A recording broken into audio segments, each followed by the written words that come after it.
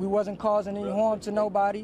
We had no weapons on us at all. Dorian Johnson says he was walking home from a convenience store with his friend Mike Brown. They were walking on the street when a Ferguson police officer from his vehicle told the boys to get out of the street.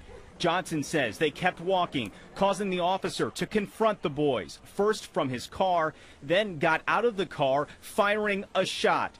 Johnson says him and Brown were scared and ran away from the officer. He shot again, and once my friend felt that shot, he turned around and he put his hands in the air, and he started to get down, but the officer still approached with his weapon drawn, and he fired several more shots. No justice, no peace. Instantly, hundreds gathered, angered and saddened by what they call a complete overreaction by the officer.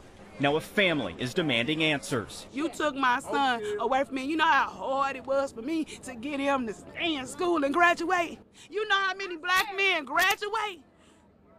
Not many.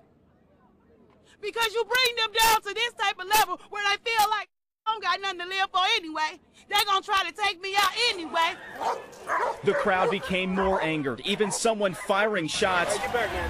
No one was hurt. Meanwhile, Brown's body laid in the street for hours. The shots that were being fired were very close to that scene, so we needed to make sure that the crime scene was safe.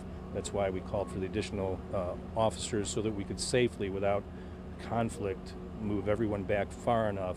Ferguson Police Chief Tom Jackson says the St. Louis County Police Department is handling the investigation into the officer shooting and says as standard procedure, the officer has been put on paid administrative leave.